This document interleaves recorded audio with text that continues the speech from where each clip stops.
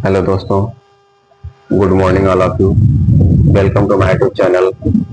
मैं R K sir Hindi basic concept के साथ, जैसा कि मैं आपको वर्णमाला के बारे में बताया था और वर्णमाला के बाद कुछ वर्णमाला के जो प्रकार हैं उसकी डेफिनेशन, परिभाषा और उदाहरण के साथ भी मैं आपको बताया था पार्ट 5 में। तो आइए अब हम देखते हैं शब्द भेद। शब्द के कितने भेद होते हैं और उस भेद में कितने कितने भेद होते हैं, ये हम जानेंगे। तो आइए देखते हैं शब्द भेद। एक ही दृष्टि में पूरा हम शब्द भेद के बारे में जान जाएंगे। तो एक बार आप स्क्रीनशॉट लीजिए ताकि आपको लिखने और पढ़ने में कोई असावधानी न हो। चलिए आइए देखते हैं शब्द के भेद कितने होते हैं। जैसे आपसे कोई पूछ देगा कि शब्द के कितने भेद होते हैं, तो आप बताएंगे शब्द के 2 भेद होते हैं। कितने भेद होते हैं? 2 भेद होते हैं। पहला होता है सार्थक और दूसरा होता है निरर्थक। सार्थक का मतलब ये होता है जब किसी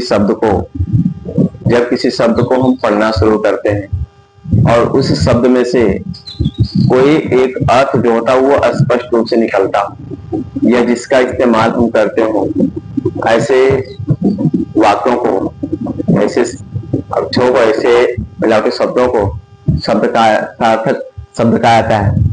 और निरर्थक का मतलब ये होता है जिसका कोई अर्थ स्पष्ट ना हो। ठीक है, तो आइए देखते हैं शब्द के भेद। शब्द के 2 भेद होते हैं। फर्स्ट आपका है सार्थक, दूसरा होता है निरर्थक। तो हम देखते हैं कि सार्थक शब्द के कितने भेद होते हैं। सार्थक शब्द के कितने भेद होते हैं? सार्थक शब्द के 3 भेद होते हैं। पहला आपका रचना के आधार पर, दूसरा आपका उत्पत्ति के आधार पर, तीसरा आपका अर्थ के आधार पर। ये किसके भेद है? सार्थक शब्द के भेद है। कितने भेद है? 3। रचना के आधार पर, उत्पत्ति के आधार पर और अर्थ के आधार पर। ठीक है, अब आइए इसी में हम देखते हैं सार्थक शब्द के जो भेद है, इसी में हम देखते हैं कि रचना के आधार पर शब्द के कितने भेद होते हैं। तो रचना के आधार पर शब्द के भी 3 भेद होते हैं। कितने होते हैं? 3 भेद होते हैं।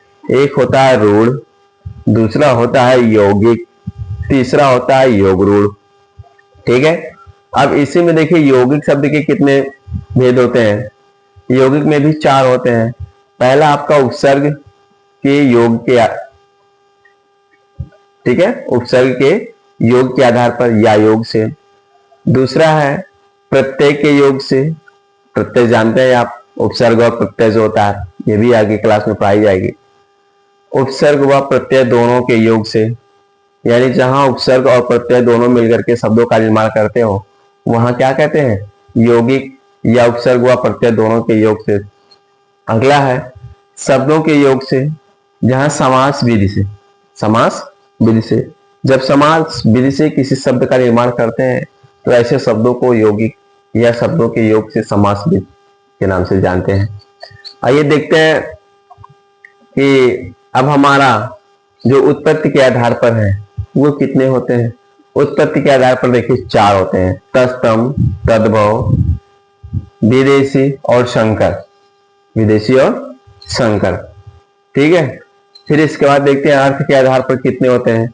तो अर्थ के आधार पर भी 4 होते हैं। कितने होते हैं? 4।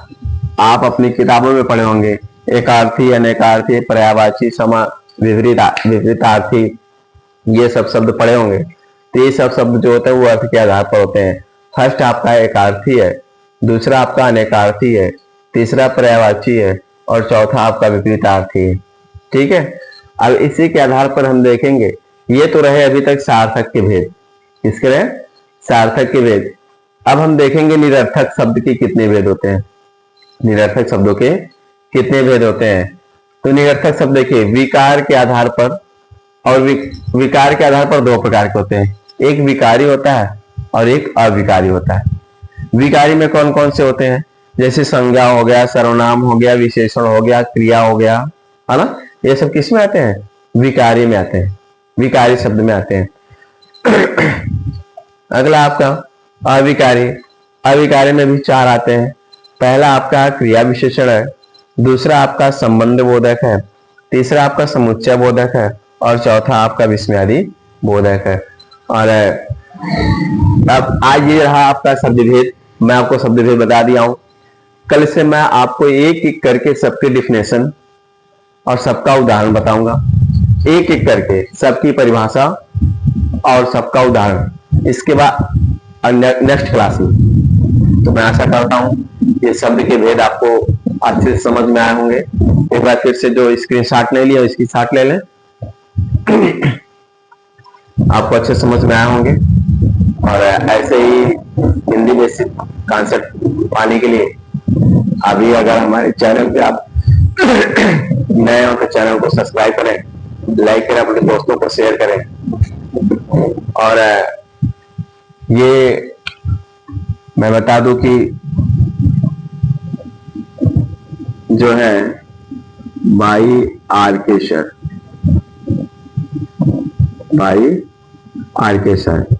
कोई भी कंफ्यूजन है 9081441832 पर कॉल करके आप संपर्क कर सकते हैं। ठीक है, धन्यवाद।